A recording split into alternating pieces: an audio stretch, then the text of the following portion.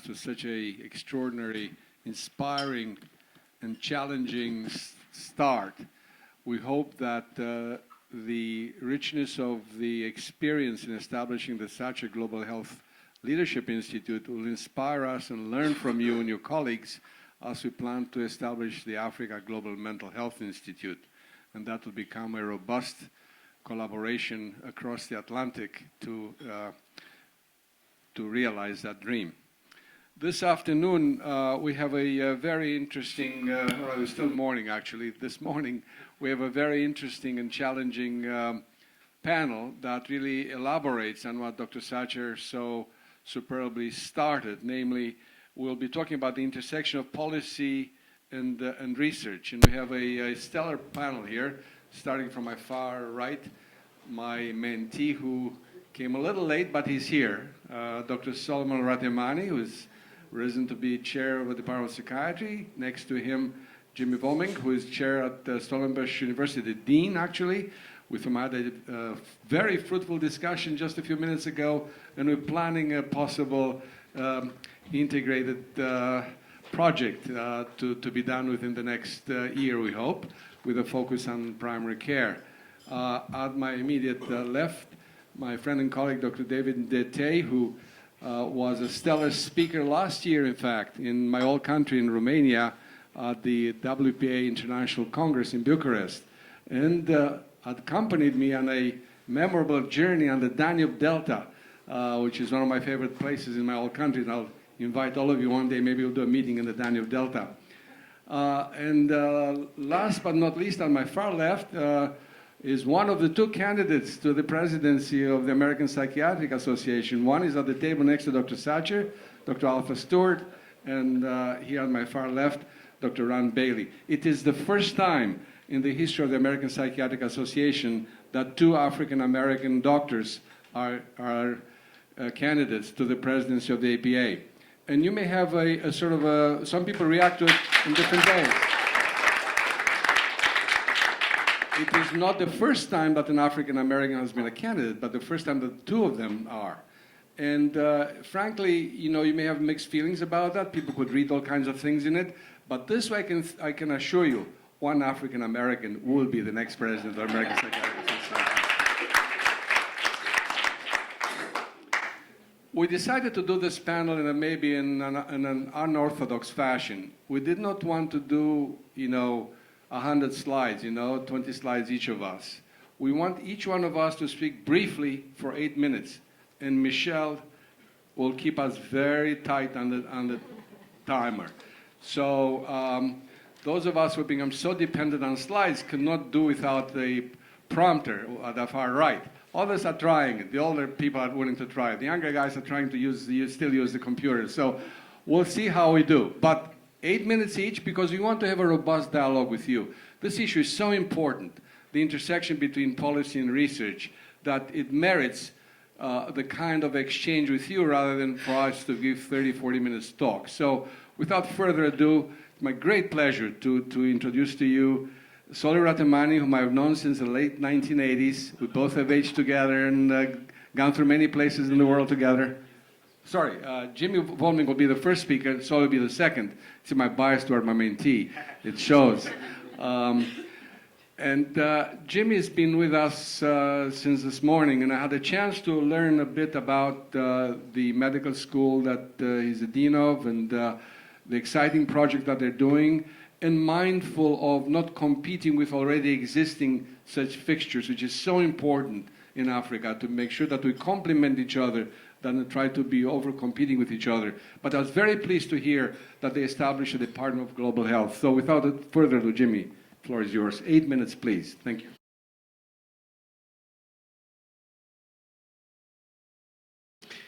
Thank you very much, Elliot. Good morning, colleagues. It's a great honor to be among you and to be able to participate in this panel. I walked in about halfway through Dr. Sacher's talk because I couldn't be here earlier, and thoroughly enjoyed hearing what he had to say and also the rich discussion afterwards, so thank you for that. Now, I have been involved in a sort of at the interface, I suppose, between research and policy for more than 20 years, both international, national, and provincial levels. And during that time, I've learned a great number of things about researchers and policymakers, and I've come to one firm conclusion, that researchers are from Mars and policymakers are from Venus. I think it's true to say that they operate in different worlds, they move in different contexts, they use different language, they operate along different timelines, and their inputs to decision-making often would vary, differ from each other. The types of questions they ask would be different, and the preferred formats for receiving the information is often different, as well as the use of research. So they really are two very different groups of people, and the challenge is getting these two groups of people to communicate and to listen and respect and trust each other enough to be able to work together. Now, I think there are two fundamental arguments for why policy should be based on good evidence. The first is a moral argument. As a policymaker, you are intervening in the lives of other people. And because you're intervening in the lives of, often with good intent, there is the possibility that there could be unintended consequences. And you could do harm. You could do more harm than good. And so that's the first reason why what you do as a policymaker needs to be informed by the best available evidence. The second part, I think, is that is an economic argument, that none of us can afford to waste resources. And even more so in resource-constrained environments, we need to make sure that the interventions that we propose have the greatest chance of success. Now, having said all of that, getting to the point that, policy is informed by evidence, or getting research into policy, if you like, that is not a trivial exercise, because policymaking, as we've already heard, is a complex business, and it's a messy business. And evidence is only one of the inputs into that process. Policymakers are often influenced by their beliefs, their theories, their vested interest, politics, values and ideologies, habits, and of course the structural, economic and cultural sort of constraints as well. And in the midst of all of that, evidence sometimes can be neglected or simply ignored.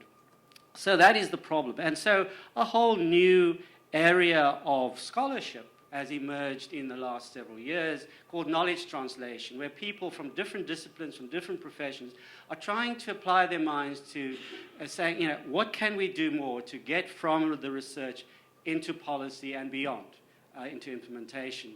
And so that's a very exciting field which I've been keeping my eye on. A few years ago, a guy called Gavin Yamey from UCSF, who you might know, and I wrote a chapter for the Handbook of Global Health Policy. And in that chapter, we sort of had an idealized flow of evidence that we depicted, from the primary research to synthesized research, to the evidence reaching the policymakers, to the policymakers valuing the evidence and using the evidence, and then, of course, the policymakers also ensuring that their policies are implemented. So that was our chain, and that's, of course, an idealized chain. Often doesn't happen like that in the real world. But we then used that to tease out what we thought were some barriers in each of those boxes, which I won't have time to go into now, but just to say that, for example, just to give you one example, in primary research, we often end up in a situation where there isn't any research in some areas. Okay, so the research may not exist because there's been no investment in that area, because of cultural and geographical biases in where the research takes place, etc., etc. Or the research may actually exist, but the research may be problematic for a number of reasons, such as the research questions may not be relevant to the end users. And end users may be patients, clinicians, policymakers. The research studies may also use unreliable methods. So there's plenty of examples of really biased research being out there, and one can't expect policymakers to take that up. Of course, wasteful duplication of research are other barriers, and then biased underreporting of whole studies or certain outcomes within studies that could also be underreported. So those were some of the sort of barriers we were looking at in each of the boxes. As I said, I'm not going to go into that. I'm going to end now just by summarizing a more recent publication from the Epicenter, which is at the University College London. It's a report that was released in April 2016. And it was, the title is The Science of Using Science. This is all about the use of research evidence and what works. So what they did was they did an overview of the existing systematic reviews that evaluated the effects of various interventions to improve the use of research. So they looked at about 150 different interventions that you could possibly do to implement to be able to improve the use of research. They identified 36 such existing systematic reviews, of which 23 were deemed to be of sufficient quality to be useful. The first step they took once they identified all the studies and they looked at all the interventions, they constructed a sort of a logic model for interventions, which started with obviously the intervention itself and then describing the mechanisms through which those interventions might work. And they identified 6 broad categories which they called evidence use mechanisms, and which is interesting. The first one is building awareness and positive attitudes towards evidence use. Number 2, building mutual understanding and agreement on policy-relevant questions and the kind of evidence needed to answer them. 3, providing communication of and access to evidence. 4, facilitating interactions between decision-makers and researchers. 5, supporting decision-makers to develop skills for accessing and making sense of evidence. And finally, structure and process, influencing decision-making structures and process. So they could categorize all of those interventions into those 6 mechanisms, and then they talked about how those mechanisms act through various components of behavior change, which has to do with capability to use the evidence, the motivation to use it, and then also opportunity. And essentially, just to end off with, they ended up by outlining from the existing evidence 3 broad categories of interventions that work. Interventions facilitating access to evidence that also at the same time increase the opportunity and motivation to use the evidence. 2, building skills to access and decipher evidence. So a part of that is the capability and the motivation is also important. And 3, interventions that change decision-making structures within organizations and processes to formalize and embed evidence-informed decision-making. So in a nutshell, I'm going to stop there because we can expand on that a bit later, but that's essentially the summary. Thank you. Thank you very much. Well done. Sorry.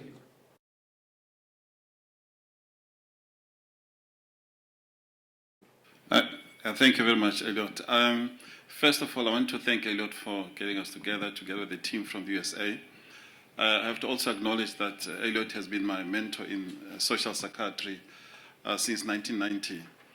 We met in Washington, D.C. when I was visiting, and since then we've been all over the world together. He's a difficult person, but I like him still. Especially when we have only 8 minutes or so. Yeah. But I also want to acknowledge the presence of colleagues here from the USA, such as Arthur Stewart, Sam Okpaku, who I met at the APA meeting in 1984 in LA.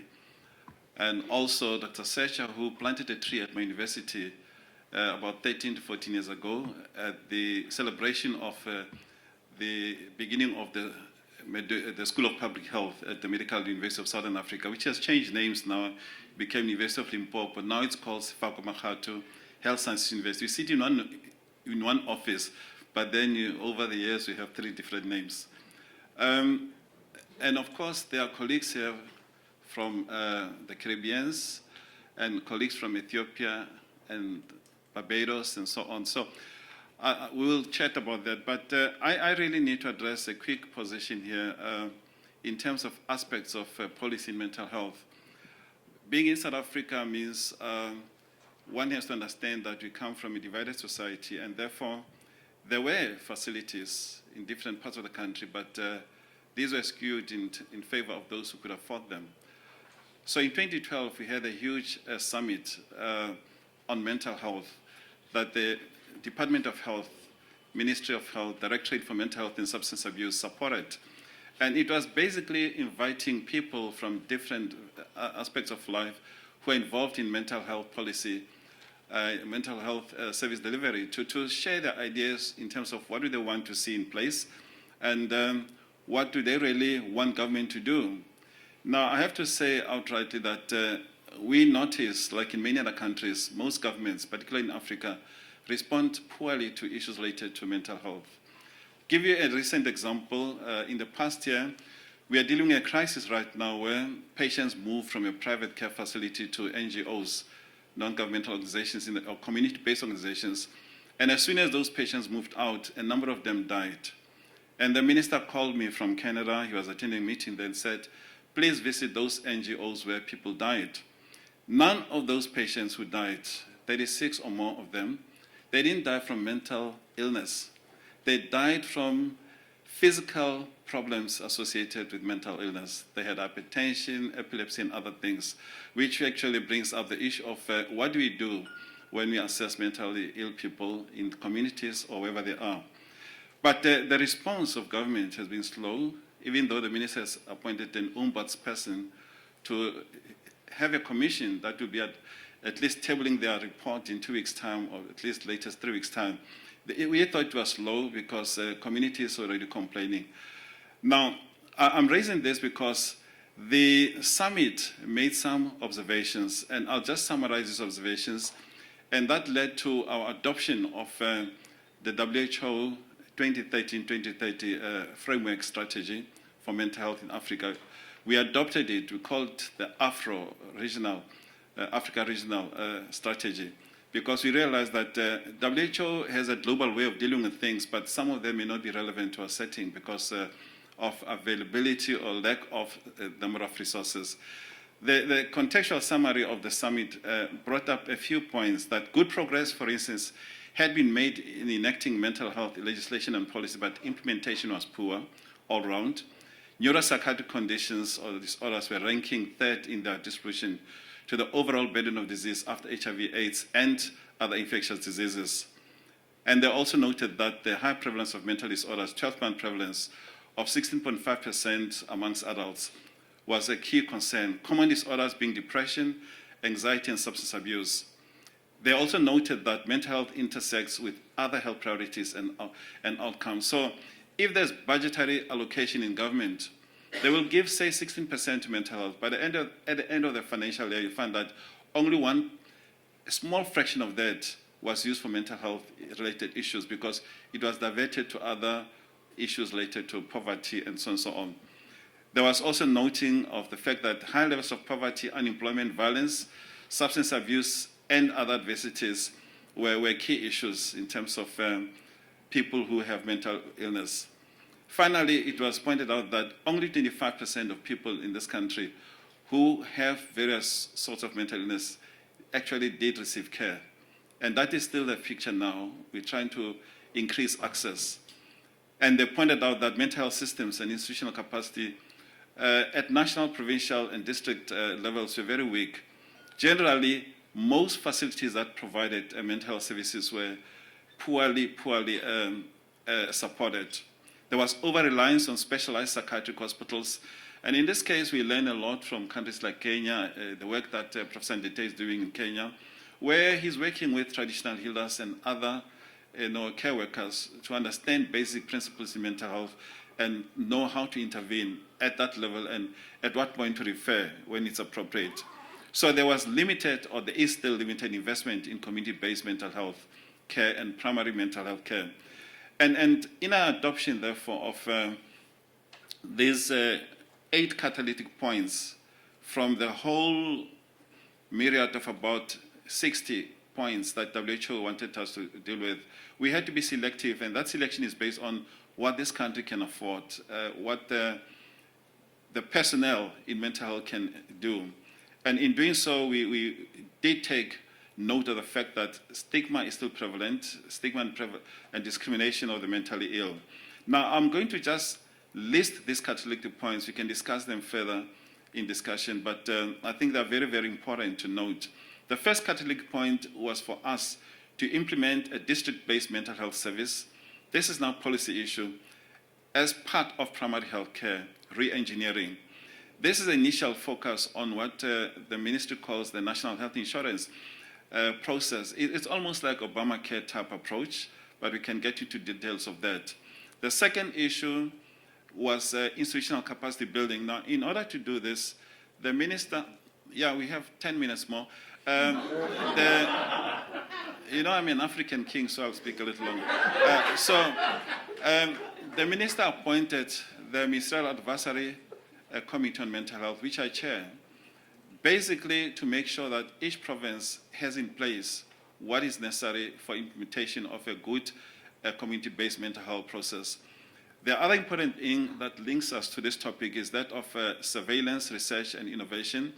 We have a leading person here, Professor Craig Lund, who is part of the University of Cape Town under Professor Dunstein, leading the research plan. So we have now finalized the research plan that we want to do, that's starting next year, and we're getting budget allocated to that so that we can understand exactly what's going on in the country and how we're going to deal with issues such as infrastructure and capacity building, and also the technology that is used. You know, a number of facilities don't have screening instruments and so on. So we want to bring technology into the assessments.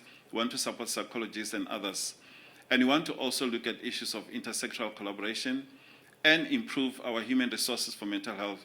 Poorly supported mental health services, the main reason being poor appointment of people.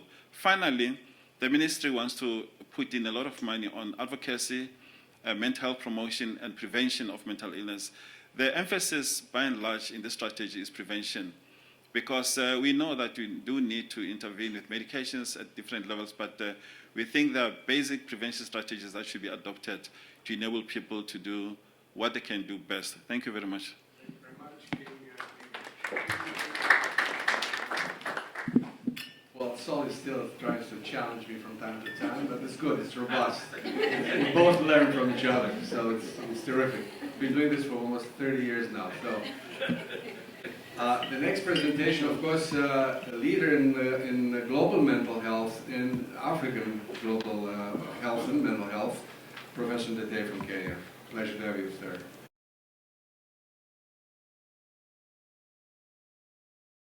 Thank you very much, Sorel. I'll try to be obedient to you. You stopped me. I came in by preparation, and when I wanted to overload it, came and load it up. This came and overruled me and told the lady, don't do it. So I'll do my best. Well, I think the best way to answer this issue of taking research to the level of policy, I think can be told by my personal story. I am British trained psychiatrist. Psychiatry was my first choice, although I had offers to go to all other areas, but psychiatry was my first, second, third, after the 10th choice. And managed to go to one of the best training centers in UK, not because I merited it, but because it was arranged between the Kenyan government and the British government. Now, when I came back with all this training, one of the things I learned from the Institute was the importance of research. Institute of Psychiatry, importance of research. We revere psychiatrists on the basis of the paper they had published and where they had published them, and so on and so on. So I took this model to Kenya, and past part of my life, I spent a lot of time doing research and churning out papers, and who benefited? Only me, because I got promotion, I got to attend conferences, and so on. At the end of the day, some time back, slightly more than 10 years ago, I did an audit of what I had been able to achieve with all the effort that I had put into mental health and psychiatry.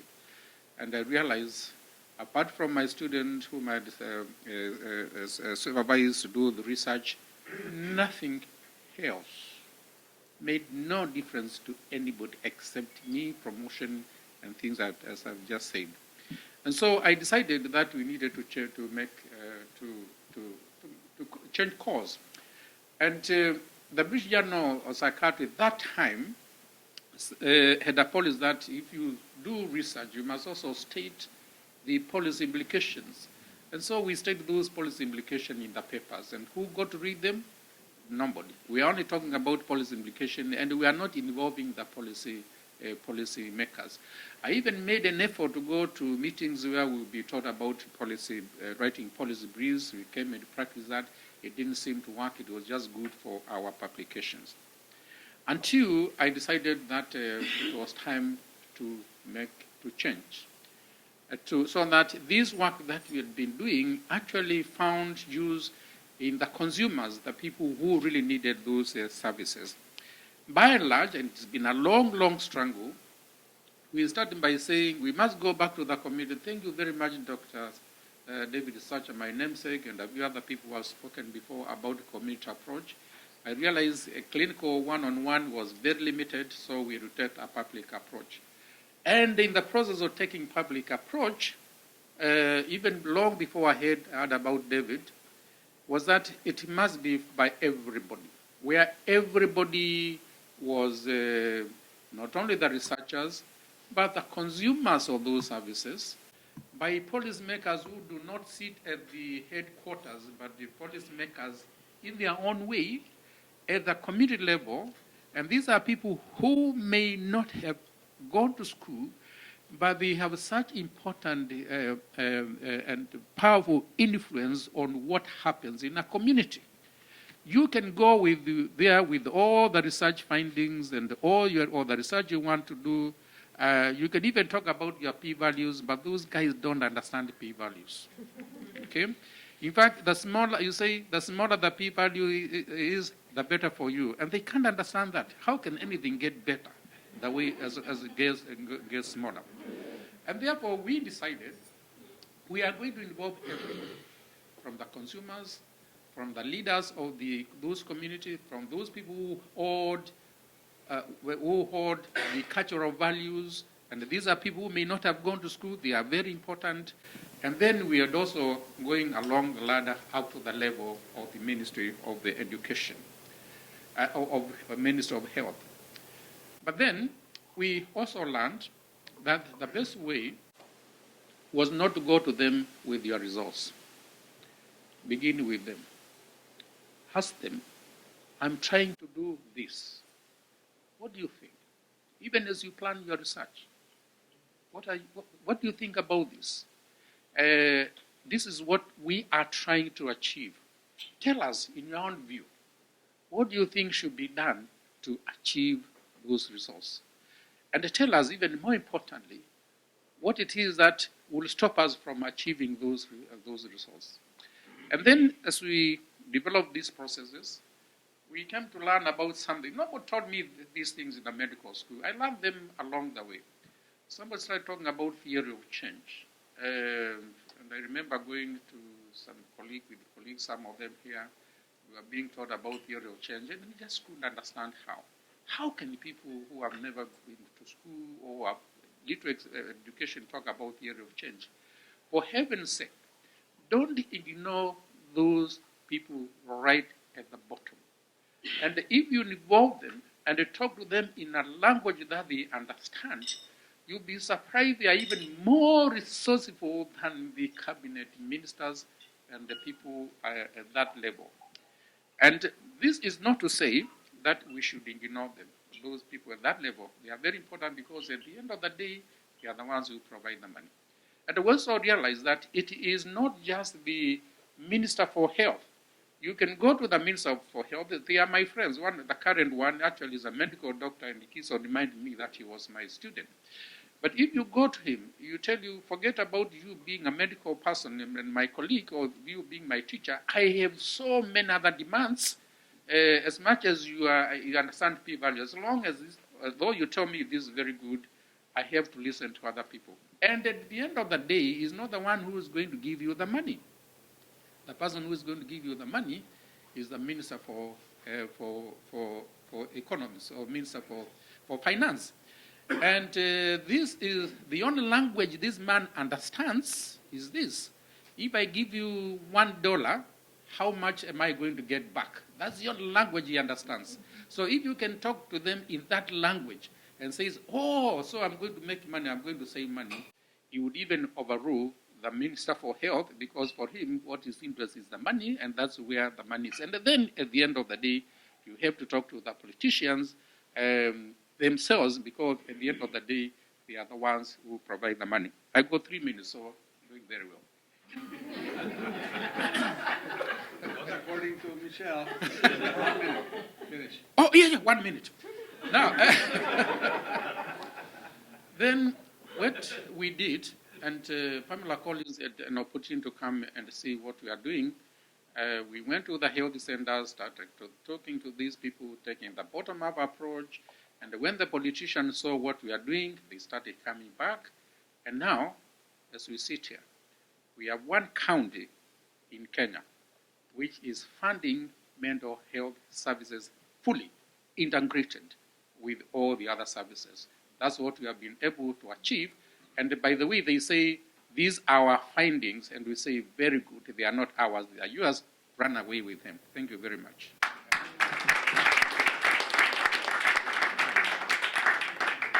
Thank you very much, David. In fact, some of what you accounted, it overlaps with some of my experiences as a young doctor that I'll mention in a few moments. Thank you so much.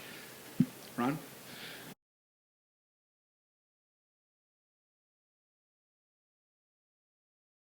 Absolutely. Well, hello, I'm Ron Bailey, Chairman of Psychiatry at Wake Forest School of Medicine in North Carolina in the U.S., and happy to be here with this esteemed panel and really it's a fully esteemed audience.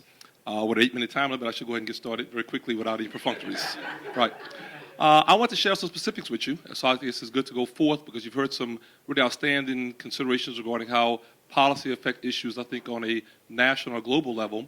I want to talk a bit about how we've actually been able to change practice and improve the lives of persons, very specifically, in some work regarding how we address the interface between research and policy. And my 3 key examples, early in my career, the issue of pharmacogenetics, I think, began to take root. I, as an African-American psychiatrist, was very interested in this idea, this concept that persons metabolize medications differently. I tend to think initially that perhaps some groups may do it in such a way that actually would adversely affect their ability to manage the metabolism and their overall practice. Found out overall, and over time in my experience in Houston, that was done in such a way that actually adversely affected clinical practice and clinical outcomes for African Americans. We found over time that about 1/3 of those individuals who are African American were impaired ability to metabolize at cytochrome P450-2D6. And so they couldn't actually metabolize medications well. Medications would actually build up in their system, and they would actually become toxic to medicines, tricyclic antidepressants, particularly as an example. And very often, in the long run, we found out many of those patients would be blamed because the toxicity will lead to side effects. They become non-compliant. And when we blame them, it actually led to a really vicious adverse cycle of thinking that they were actually the reasons for their lack of clinical response. A huge issue for me. I think it actually colored much of my clinical practice and my interest in pursuing research to actually address these concerns long term. Next, I'm a forensic psychiatrist by training, and for me that actually means issues of medical legal. And the key issue for me has always been the issue of clinical practice forensics. And it really addresses the concern regarding civil commitment, involuntary commitment. It's been used, many would argue abused, not only in the U.S., but really across the world for centuries, adverse against persons who have mental illness type problems, and many would argue particularly against African-American, particularly African-American males. In my experience, I actually was the medical director of a large state hospital, about 400 beds, a place called Bryce State Hospital in Alabama, about a decade ago. And we found this exact point, that there was much more adverse use of involuntary commitment, seclusion, restraint, etc., against African-American males. And when we actually looked at them very clearly, it actually was clinically bad for the patients, but actually fiscally and financially bad for the hospital and for the state. We use not the clinical data, but the financial data to make the argument that we should not use this clinical practice strategy against any individuals, not just AA males, and we're able to actually change their practice going forward. I think, again, I appreciate that rather than thinking that whether we're red or blue or Democrat or Republican, that policies are not going to change because of the stigma against those of us who take care of persons with mental illness problems or otherwise, that we can actually use data and empirically based research to find strategies and that would support our clinical initiatives and improve the overall quality, I would argue, for all patients. Third and really final on this issue, then I began to recognize that you have to kind of move more upstream in this business to actually have an impact. I was very involved for at least a decade or so with a variety of companies getting IITs or research initiatives to look at clinical trials. Got involved with one company that essentially produced the antipsychotic Zyprexa, olanzapine, and also the antidepressant Cymbalta, duloxetine. Up to that point, that company really had not, in its early preclinical trials, looked at the data differences between African Americans and other groups, which actually was adverse because very often the outcomes may actually be somewhat different.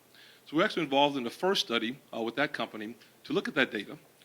We found that the data did show clinical efficacy similar, I think, to the overall group. So although we didn't have a BIDEO-like experience, we discussed that during the question and answer, we did recognize the need to look at data that was actually ethnically based specific. Considerations that I think are essential, and now increasingly companies pursue this line of consideration before agents are actually able to come to the market. So 3 key examples in my career that I think have made it very crystal clear that we must, I think, pursue efficacious-based research initiatives and tie that, I think, in an effective policy, in an effective manner to address policy changes for the betterment of our patients. I'll end basically, the other point that Elliot actually addressed is the issue of population health. I kind of cut my teeth early on in the issue of health disparities by being involved with the largest group of African American physicians in the U.S., the National Medical Association. I think that's what's listed on my item today. I was fortunate to be president from 11 to 13, and we represent 40,000 AA physicians around the country. The issue of disparities have always been a huge issue for the National Medical Association, and I like to often share, I think I actually wrote it down here, that it really begins, I think, with the inception of the organization in 1895. I think this is language from the NMA in the U.S., but it could be language for all African physicians around the world.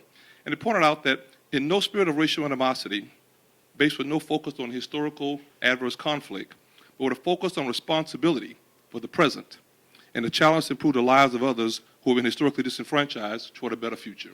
Kind of a paraphrase concern, but then it may started coming out of this history of not being able for African American physicians to join the AMA, American Medical Association, which prevented AA physicians from being able to get privileges in most states, and then actually be able to practice their craft to take care of their patients. Patients couldn't go to non-black hospitals. Doctors couldn't practice there. A huge issue that led to substantial disparities in all areas, from treatment from asthma and hypertension and diabetes to cancer and stroke. As we really worked to, I think, use this model, which is really one that was negative or adverse to the antipathy that very often exists, I think, in ethnic-based constructs, we're able to, I think, make some gains over the course of the next several decades that really, I think, came to the forefront in the 60s. We began to see, I think, an opening of many of those doors. So I've learned that I think negativism and antipathy in these settings doesn't really work very, very well. We have to take, I think, a higher brand approach in the consideration we're going to take care of patients who are African American. I think that's actually a really nice consideration as well for the patient with mental illness. Because the stigma against persons who are African American historically, and to some extent even currently now, is very similar to the stigma against our patients who have mental illness problems and brain-related type illnesses. We should use many of the gains we've made in those other settings, I think, to improve the likelihood of better overall care for the mentally ill patient. I'd also share that this issue of disparities has really grown. Now we discussed an idea or concept of population health, that we should be more focused on prevention, stratification of patients, providing more resources for the ones who are more ill and have more overall degree of risk, use of health IT, information technology, to improve the likelihood, I think, of a better overall quality of care, I think, for patients and make sure we eliminate mistakes. I've been involved in it as a forensic doctor throughout my career, and how very often handwriting simple can make mistakes. It can be remarkably adverse for patients that actually lead to early morbidity and death. And it's just in regards regarding, I think, the overall quality-based maneuvers or metrics of value-based care. all themes that I think are central to the idea of population health, which really came out of the health affairs arena, or the health disparities arena. So I ended by saying I actually wrote a book on it. Got this out in 2013. My book is entitled Physician Prescription, Healthcare Reform. It actually, I think, came out of funding that we got at Meharry Mid College about 5 years ago to look at disparities from the Robert Wood Johnson Foundation. So now we actually are tying empirically based data in that research to improve policy to get funding from federal government and private settings that increasingly enhance the likelihood of better overall treatment up front, better overall long-term outcomes for our patients. These, I think, are the key, huge issues for me as we think about how we use research to tie to a more policy-based initiative to improve care. Thank you very much.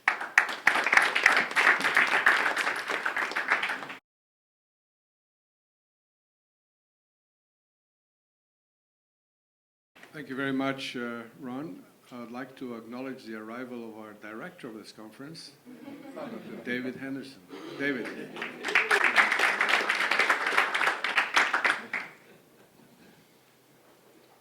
I have three friends here. David's, at least three.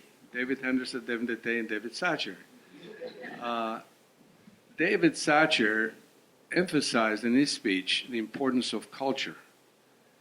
And I will start with that in a very sort of a biographical way, if I may. I've been influenced by three major cultures in how I think and what I do. I grew up as a child under communism in Romania. I then moved via France to the United States, the country of tremendous wealth and tremendous and inexplicable paradoxes of discrimination that continue to the 21st century. And the third culture that I found my footing, so to speak, after my training at Yale, was to develop a family health center in the West Indies, where I lived for 2 years and where I was in a racial minority. All three have been very rich and informative experiences and have transformed and created the kind of person I am and the way I think and what I do as a physician. Second, in terms of professional identity, I think of myself first as a physician and second as a psychiatrist.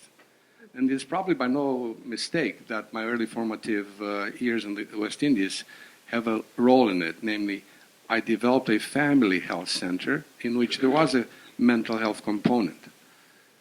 The other cultural thing that influenced me was the interface between health systems, and policy. I was a young, enthusiastic doctor from Yale in the middle of the West Indies, with no major resources, but sufficient, good enough people resource. I had a very good team working with me. There were 7 people working with me, and sufficient funding to do a good job to establish the center. Every day I would think, how can we make this a better place? The pursuit of excellence still drives me to date, and it drove me from the early days in medical school in the Caribbean. One day, 6 weeks I was there, unannounced that I was the governor of the islands, accompanied by the Minister of Health and a cadre of other people. Unannounced. They tour the place, then the governor looks me straight in the eye and says, "Dr. SOREL, is there anything I can do for you?" I said, my God. Every day I was thinking, how can I make this a better place? God is with me. The man has arrived. So I said, yes, sir. 1, 2, 3, 4. I had my list. I was ready. And that was a lesson that I learned in my adolescence. I was reading different philosophers. And one medical doctor from France said, chance favors the prepared mind. I was prepared and the chance had arrived. Governor looks at me after I told him that. He says, Dr. SOREL, thank you for what you are thinking of doing. You will have to do one more thing. You will have to convince us Parliament that what you're proposing is good for our people. That was the first time I heard about such a thing, like David. You know, who thought I have to go to Parliament? I had no lobbyists, no lawyers. I was never taught that at Yale. How do you speak to politicians if you have to convince them about the good ideas that you have? So I had a quick internal dialogue and a dialogue with my team. What do we do now? We wow them with the scientific evidence or speak plain English? Opted for plain English, as you did. And the governor was right. Did not get everything, but we got mostly everything of what he requested. And because we were able to prove that it's good for the people that we're serving. And second, what happened next was that I asked myself, how can we educate those who work with us of what we do, and how can they feel that we're accessible? We're not some strange psychiatrist coming from Yale, from the United States, or from other parts of the West Indies.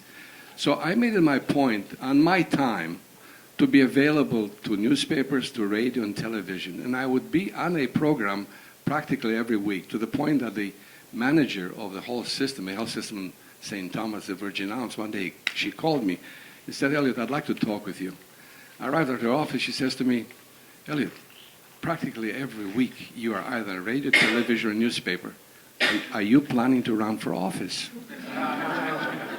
And I said, "No.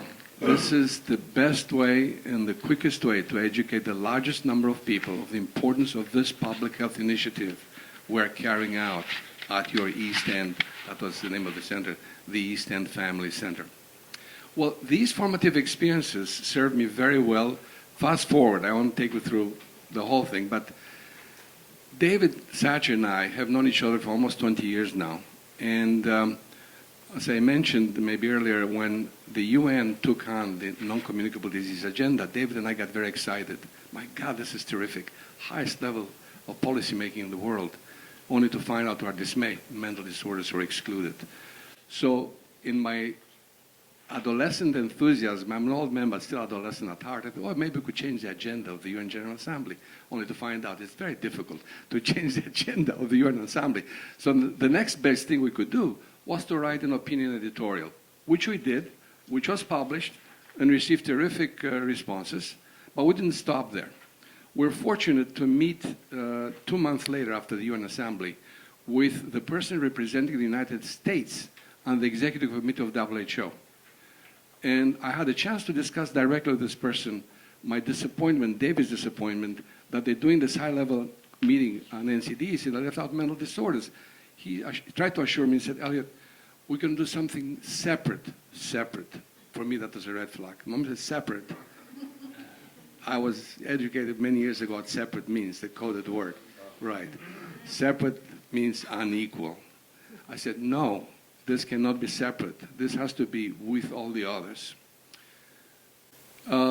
He wouldn't listen. I said, let me tell you one more thing. And then I got traction and I got heated in my argument, very passionate.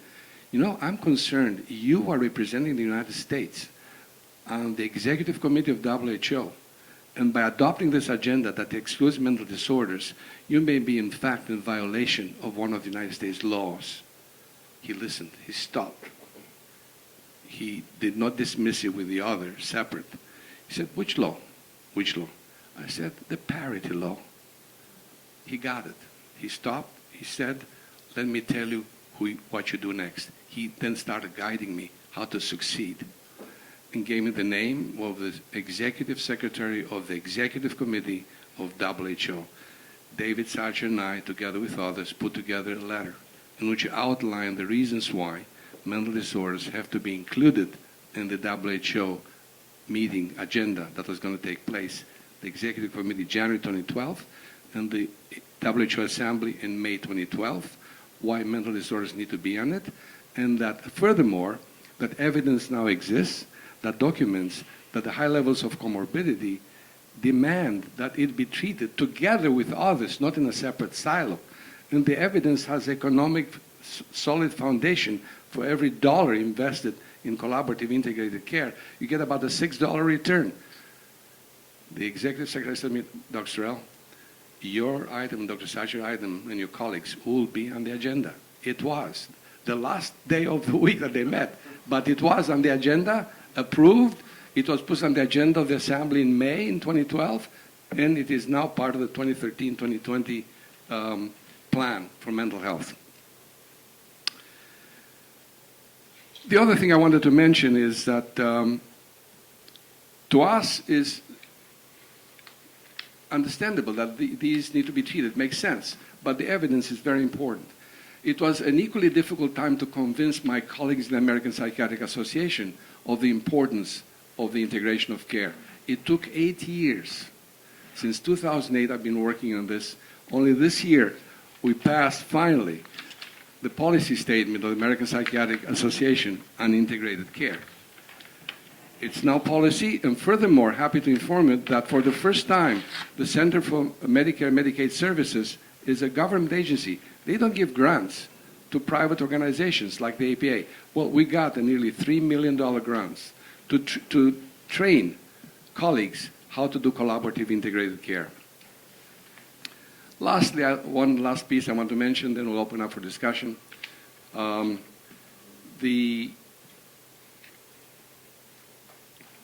Obamacare is the single only piece of evidence, law, that ended up twice before the Supreme Court of the United States. And I can't help but think a piece of it has to do because our president is black. No other piece of legislation ended up twice before the Supreme Court. So in anticipation of the second round before the Supreme Court, 100 of us around the country, with the help of a law firm, put together an amicus curiae for the Supreme Court. Amicus curiae means friends of the court. We provided the evidence to the court, the statement. We didn't say pass it or not pass it, keep it, don't keep it. We did a public health analysis of what would be the consequences of eliminating the Obamacare. And we prevailed, not only alone, with many others in advocacy. But these are some of the things I'd like to share with you, and I'd like to open the floor for give and take. Thank you so much.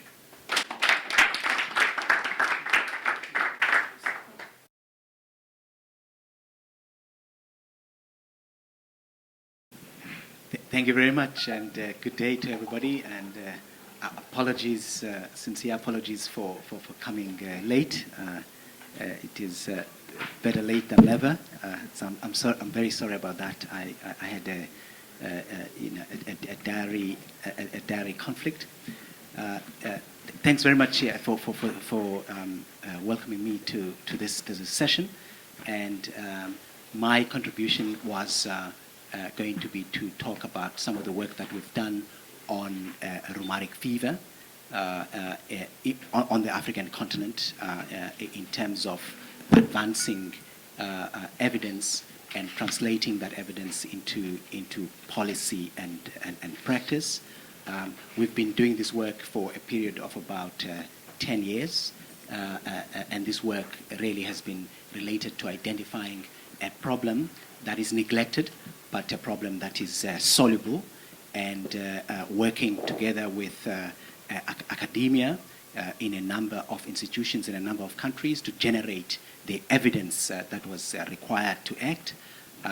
We have assembled that evidence to the point where that evidence was presented to the Africa Union Commission for the development of policy, and now it is a stage of developing and implementing policy related to the prevention of rheumatic fever and rheumatic heart disease.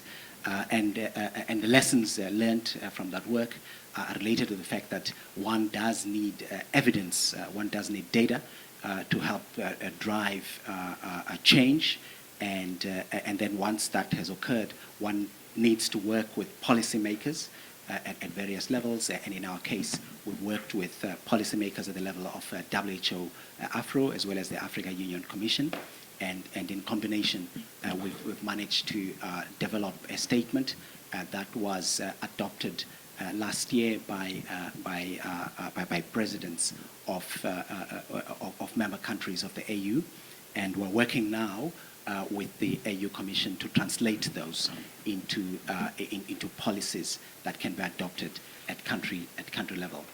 So those are the experiences that I wanted to share with you today.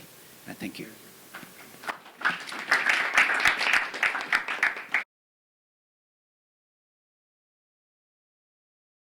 In starting our discussion, please tell us who you are and try to be brief, ask the question, and then we'll be glad to.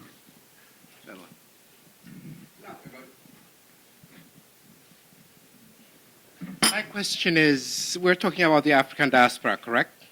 And if my memory serves me right, there are a lot of African diaspora in the U.S. Am I right? Atlanta, Boston, D.C. And I have run a number of outpatient clinics for the African diaspora. Early 80s for the Indo-Chinese over at Harvard, with the Hopkins syndrome checklist and everything that was Cambodians, Vietnamese, Laotians, and so forth. Atlanta over at Grady. I know because I have been in Atlanta trying to support that. If we're talking about the African diaspora, especially for those who came from the U.S., what are we doing out there?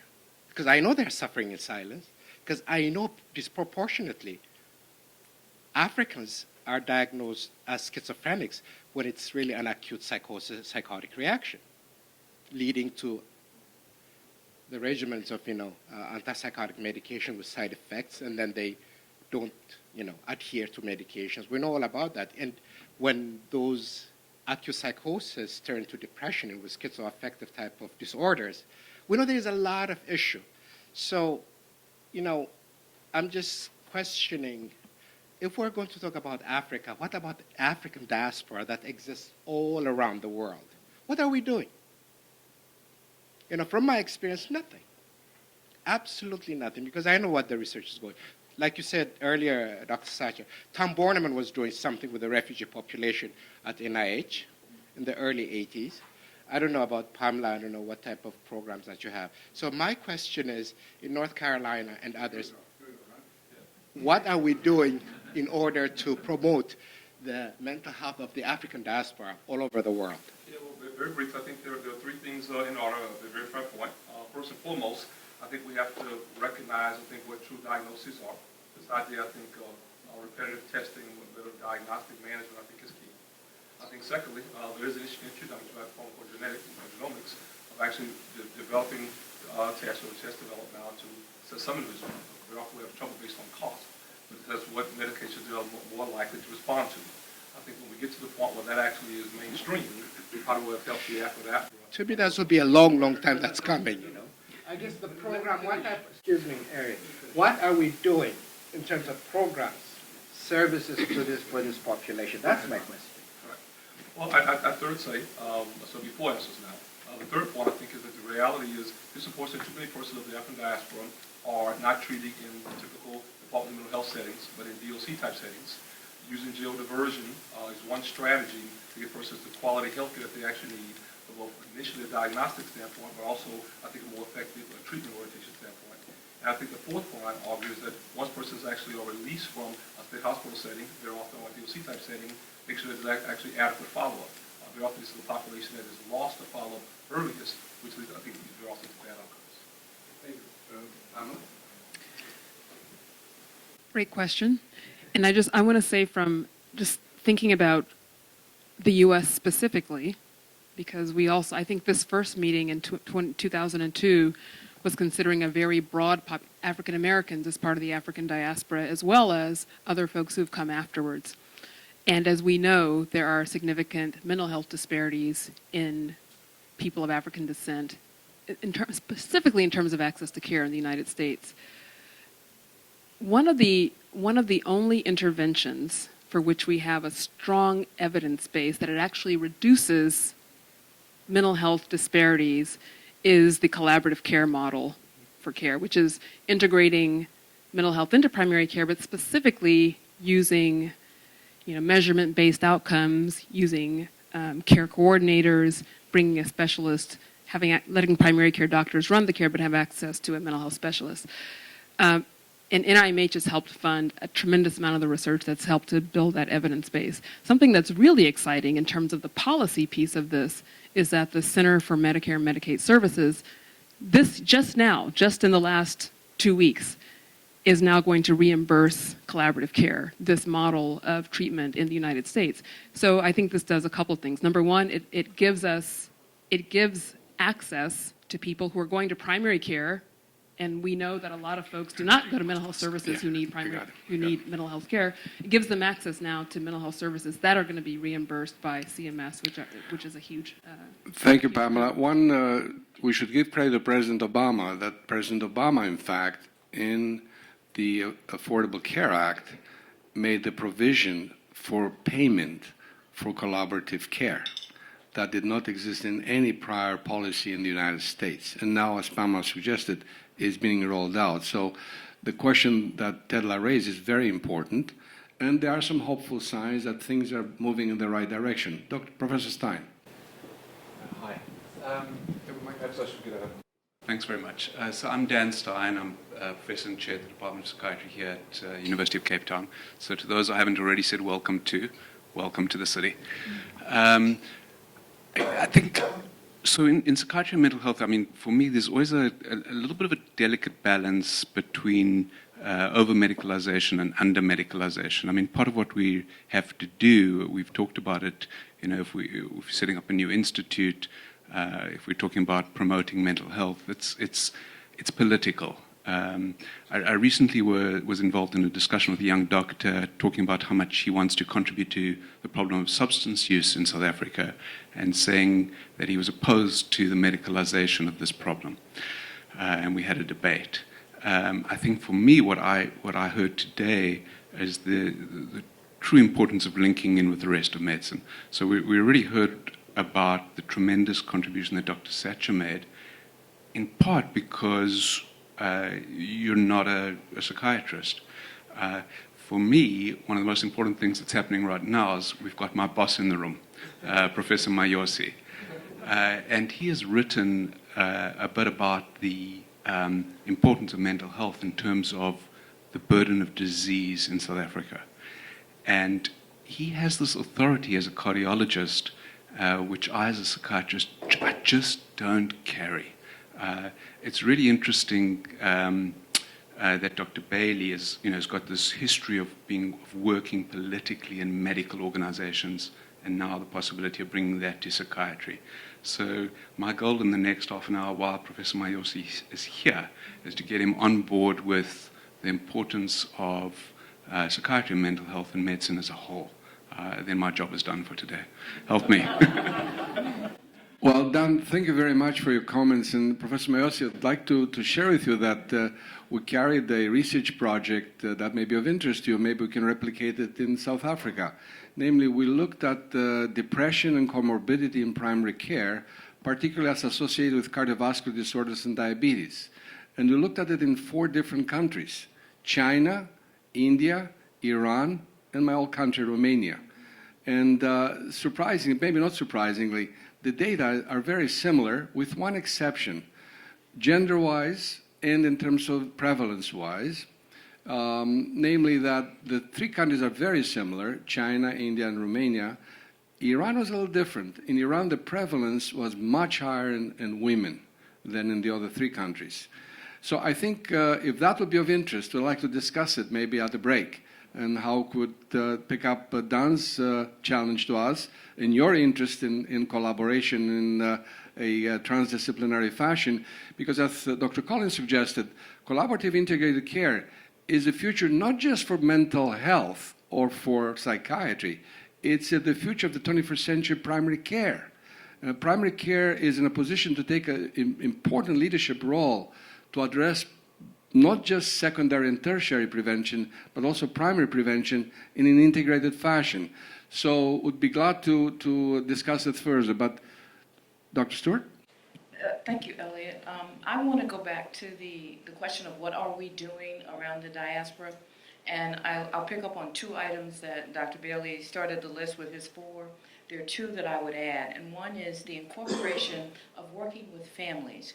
Throughout the diaspora, the family support, the component of engaging families, is very unlike the traditional mental health service model. We have prided ourselves for hundreds of years of maintaining this relationship with the person and excluding, to the detriment of the individual, often involvement of their family and other supports that they may have if there is no immediate family. And so one of the novel programs that we have, for example, in Tennessee, where I am, is something called Family Support Specialists, where, and as I told you earlier, I work with children's systems. So for us, working with the parent or caregiver of a child who is in the system to train them, actually train them in a almost a graduate level curriculum where they become certified by the state and their services back to the system are then reimbursed by the government.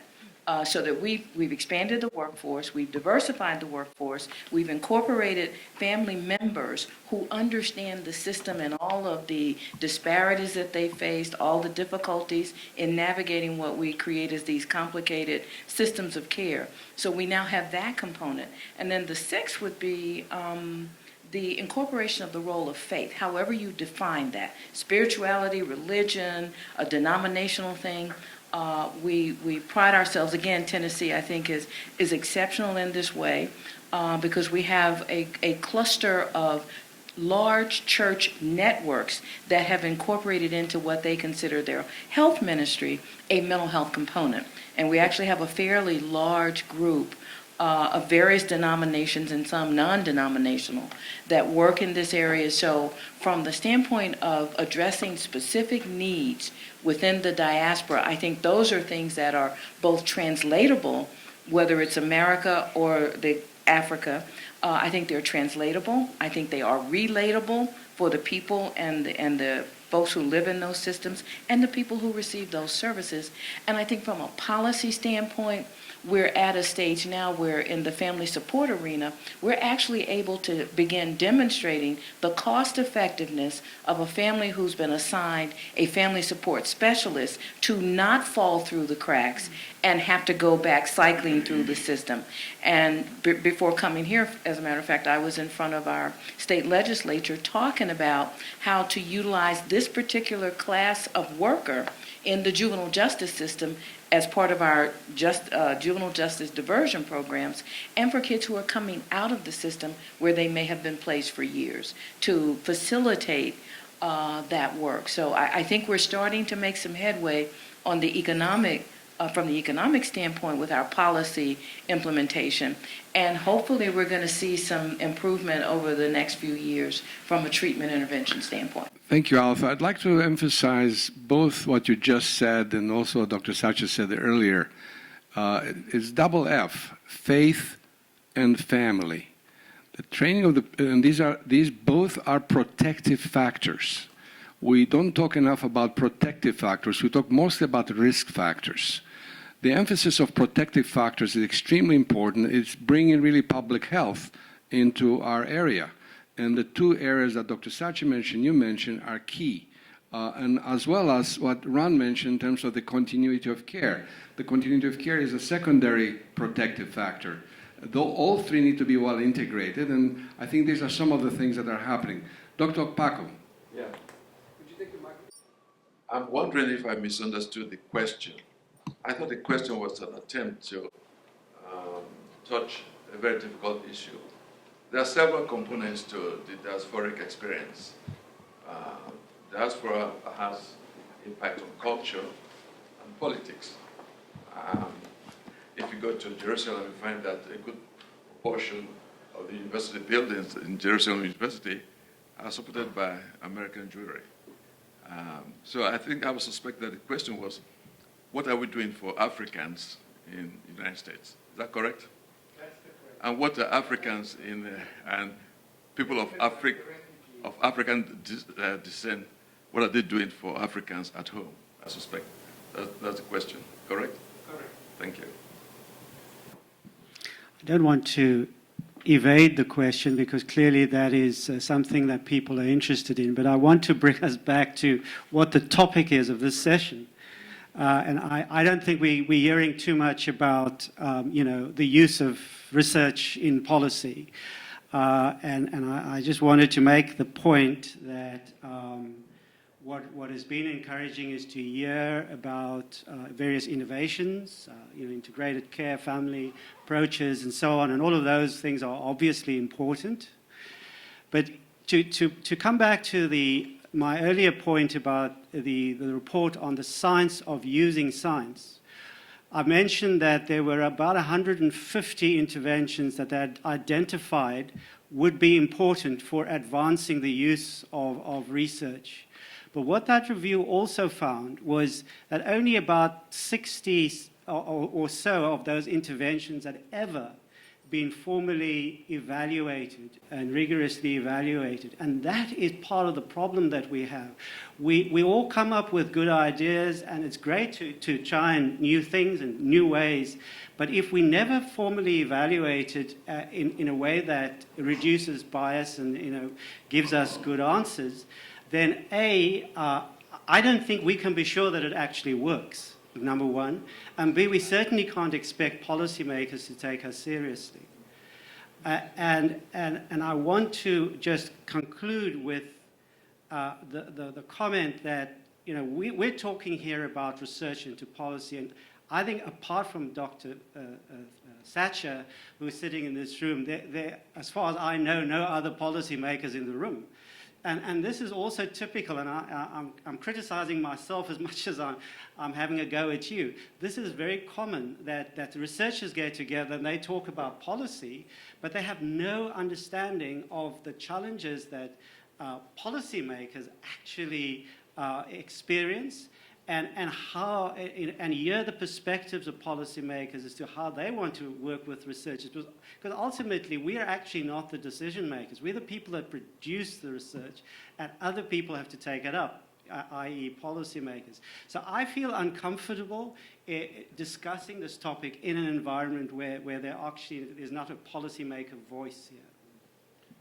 Appreciate your discomfort with it. Just not sure if you were here, but there was a policymaker here early on who had the privilege to listen to Dr. Satcher's presentation. He's gone now, the Consul General of the United States here. But you're right, and I think at the same time I feel a bit protective about this baby. It's about to be born right here, and can't expect a baby to walk day one. I think your comment is appropriate, but it cannot happen all of it all at once at birth. It takes time, and it takes at least a few months, maybe a year or two, first 3 years of life, at least. So let's give it 3 years for this body to reach that level of expectations you have day one. But I appreciate it. So Ms. Carter and then Dr. Satcher, yeah. Yeah. Elliot, just a very quick comment, just before I move it. Oh, sorry.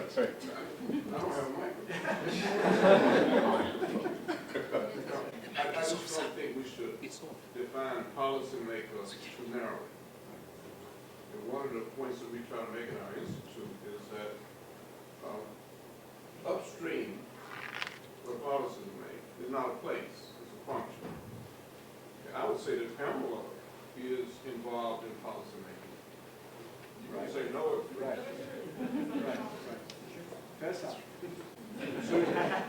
Ron Bailey, even though he's on that panel with Joe, he has been involved in policy making because organizations have policies. We even go as far at the Institute as to say that families have policies.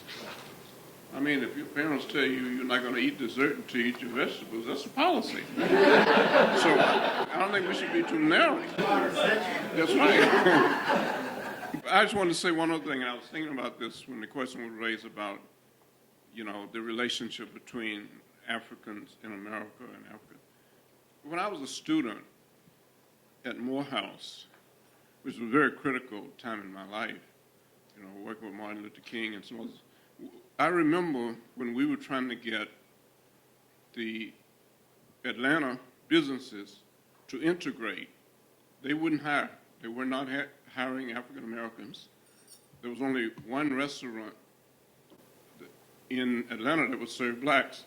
And when the CDC brought African colleagues to visit, they called the restaurant and explained, these are not Americans, blacks, these are Africans, so we're going to come tonight to eat. I said, but the most interesting thing was, I was involved with some students from Spelman in 1962 or 63, and we got arrested and decided we were going to go on a hunger strike. And we did, and it was all over the news, these students in jail, threatening to starve themselves.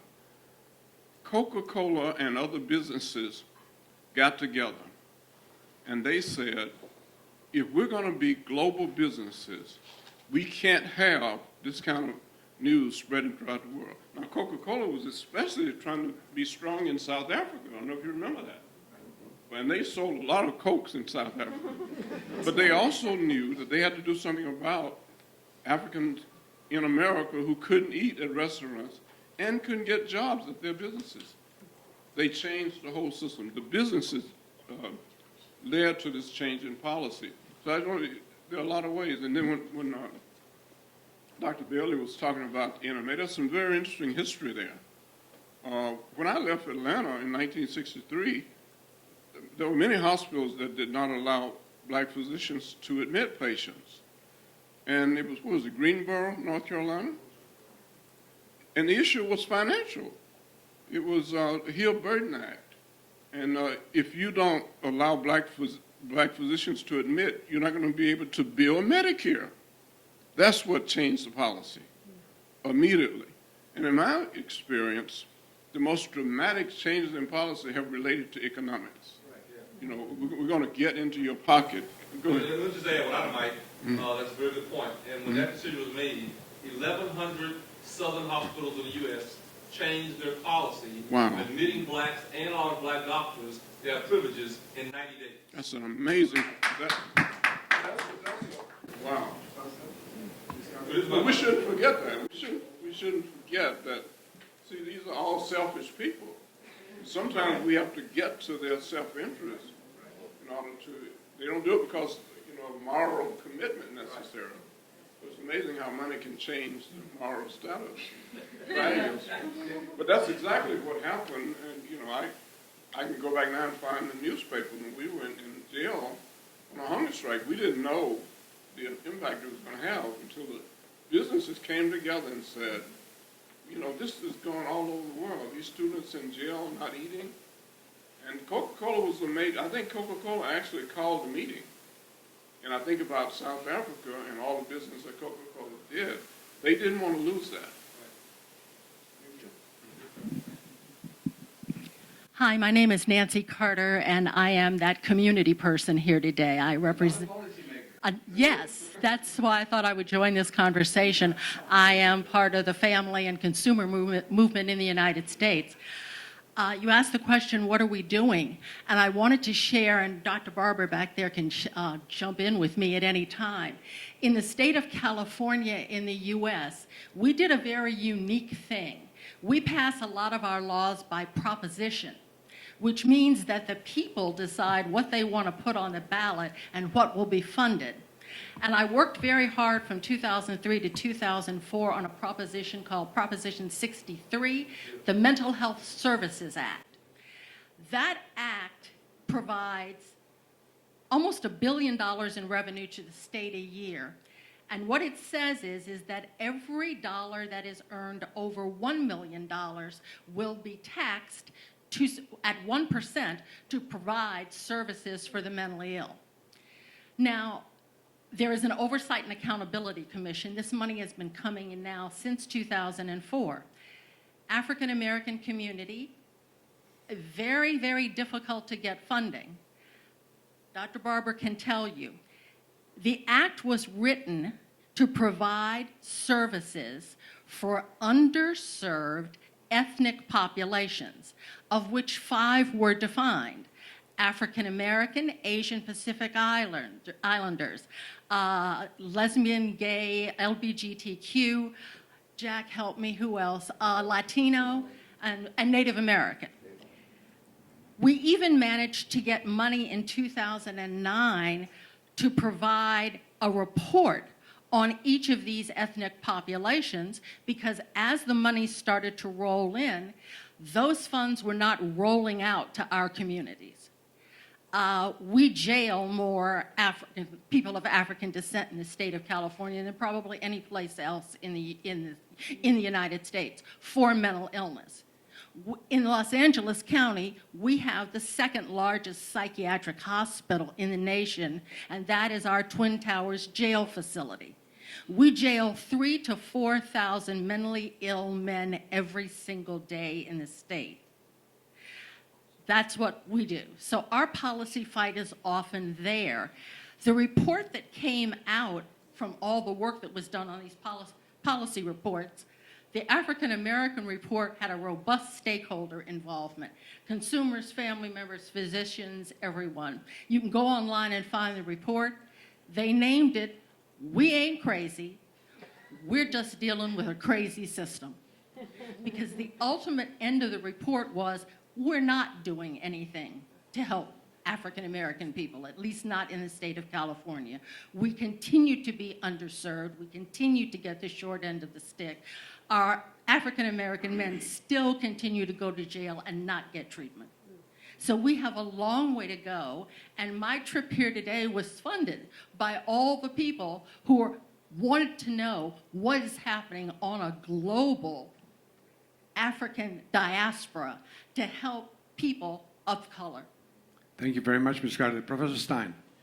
Just a little passion.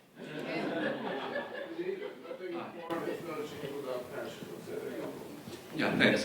So I think Jimmy raised Professor VOLMINK raised an excellent point. The other group that's not here is people with mental illness, and we do always. Sorry, and I was about to volunteer some other people, but great. Myself. All right. So, but what I want to respond to Professor VOLMINK is actually I think that he and Professor Mayosi actually are key policymakers. I think that's the point I already made. Yeah. And then Solly. Yeah, thanks. I'm Bonga, Associate Professor of Psychiatry at Stellenbosch. I just want to ask Bongani Mayosi. I want to bring the discussion a little bit back onto our continent, onto the African continent. And I'm told that there's stigma against South Africans on the African continent. If you go to Uganda and you try to work with Ugandans, you need to first humble yourself because you're South African, and you can't appear as if you're better than them. Akena, you can correct me if I'm wrong. I know that South Africans have been seen by others in Kenya and other places to have this. So Bongani has spoken very briefly about his work. He's done amazing work within the African continent, and I just wanted to hear a little bit about how do you, as a South African based in one of the most prestigious universities in the tip of Africa in UCT, are able to work with other researchers and to collaborate with other researchers on the continent to do what you do, and then to take it further and address AU, African Union, and try and change policy. So maybe just a few minutes of that. That'd be great. Thanks.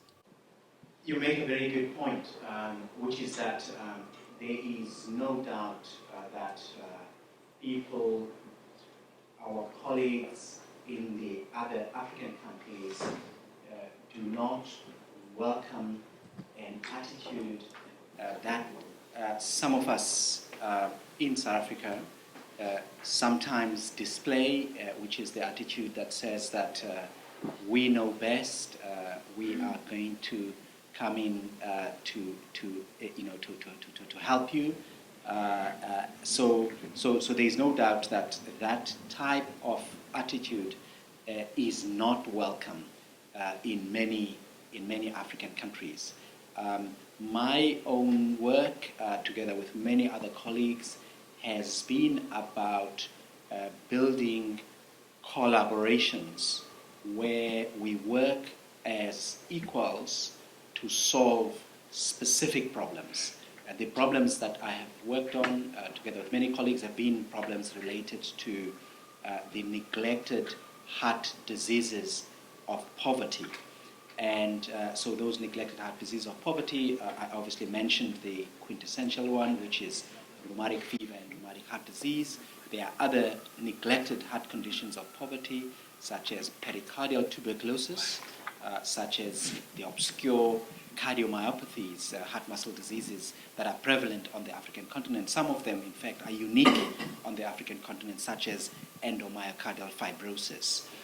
So in working on those problems, it has been key for me, for us as collaborators, to come in with a spirit of collaboration, with a spirit of service, with a spirit that says we must all work together as equal. Because if we come in with a, as I say, an attitude that sometimes some of us have, which says that we know what's best and we've come with the solutions for you, then that's not going to be accepted. We have managed to build collaborations that involve all of the sectors of the African continent, and those collaborations have been, as I say, been on the basis of equal contribution and of equal benefit from the outcomes of the research that we conduct. So much so that when you see some of our papers, you will see that there's something like more than 50 authors, all of whom have contributed equally to the work.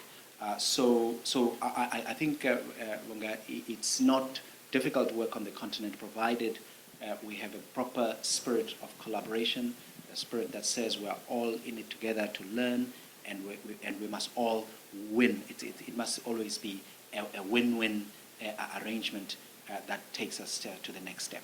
Yeah, thanks. Thank you, Professor Mayosi. We will emulate your model as we develop the Africa Global Mental Health Institute, and we'll come back to you often for advice. Thank you so much. Sorry. Thank you very much, Elliot. I just want to support Professor Mayosi. That spirit of collaboration exists in mental health. Many of our colleagues here know that they are part of different research hubs, and Pamela can speak about that later, because these research hubs have brought different people together. For instance, there are studies that Dan Stein can talk about where you have a collaboration between Ghana, South Africa, Liberia, Nigeria, and so on. For the past 3 years, until whenever the people speak, I'm the president of the African Psychiatric Association. I've never experienced animosity in the different countries. Dan Stein, Professor NDETEI, and a few other people here are part of the African Association of Psychiatrists. I find that some of my best friends are in Uganda, at Makerere. Just to say hi to you. In Kenya, there's nothing that Professor NDETEI does without talking to me. My colleagues in Addis Ababa in Ethiopia. So there is this increasing collaboration, increasing understanding of each other. I'm basically a politician, and I have to make that clear, and I represent government here. I'm a policymaker in an indirect way. So I want to bring the discussion into the fact that we are in South Africa, we're in Africa.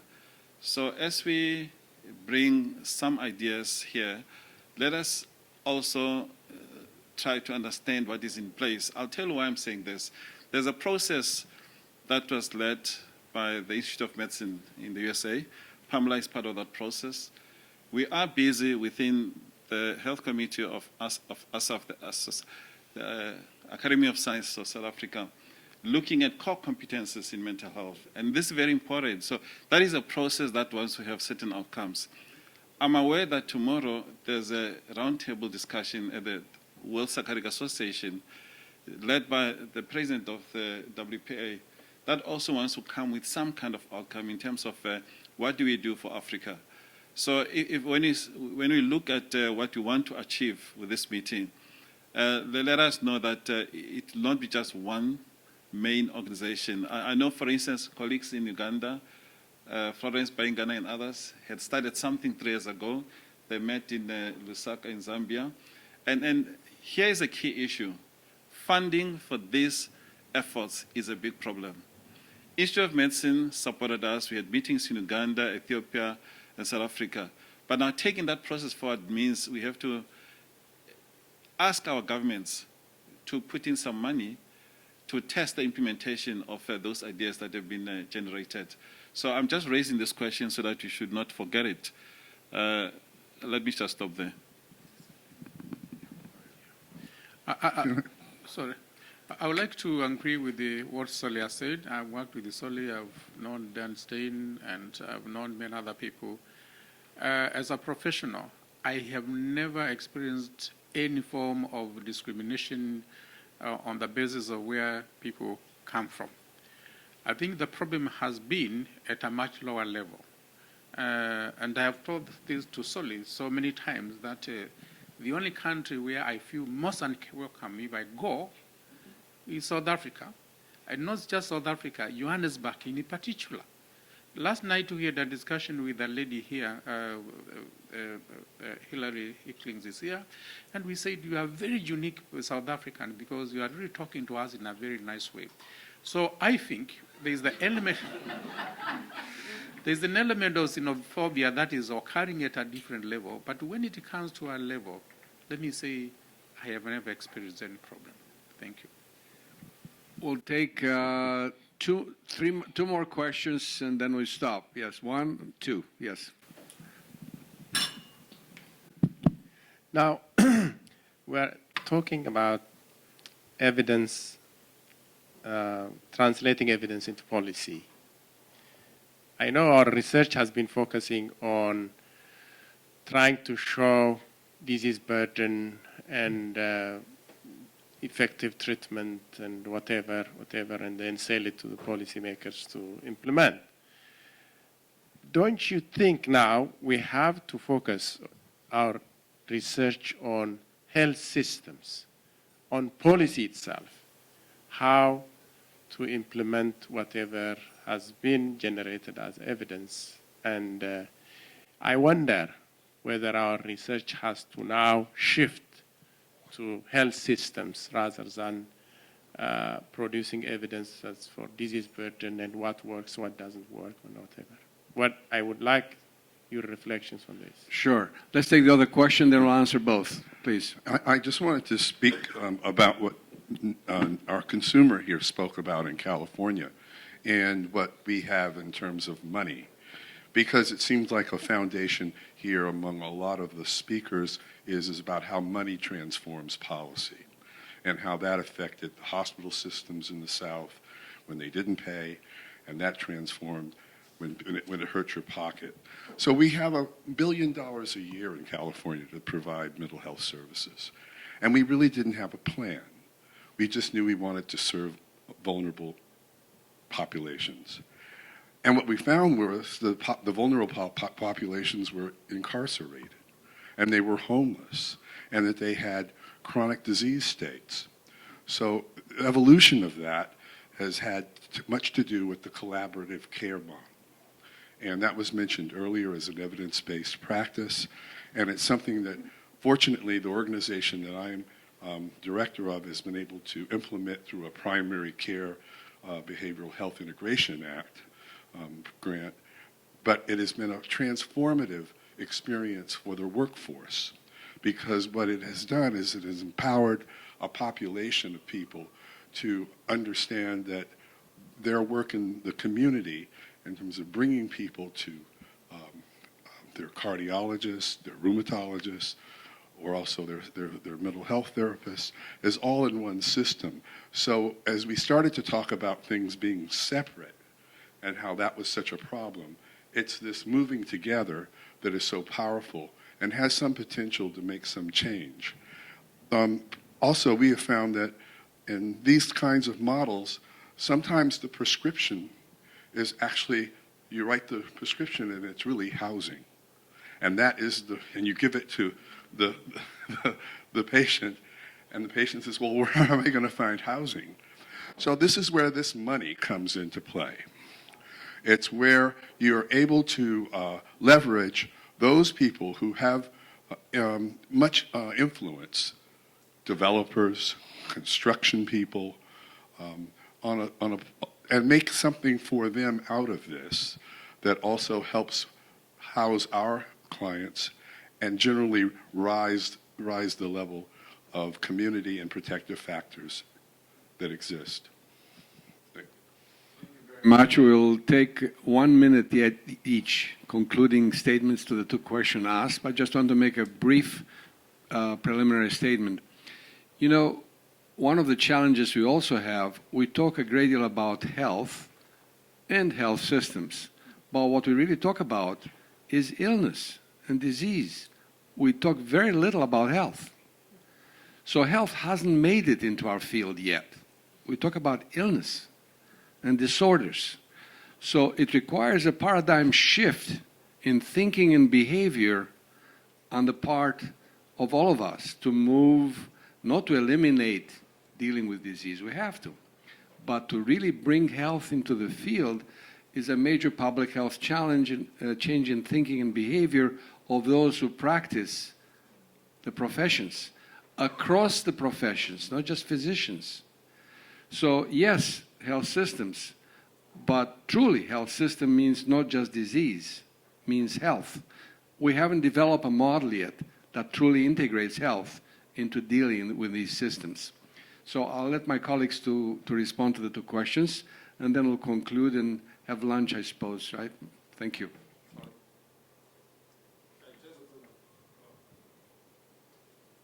Just a request that, whatever we do, please let's not forget government.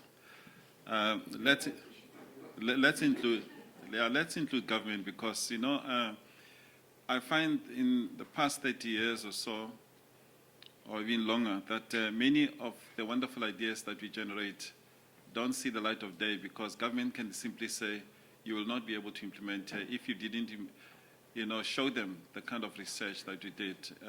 This research must speak to government to persuade them to be involved, to provide financial support for those ideas. Thank you. Just a comment on the types of research that I think we need.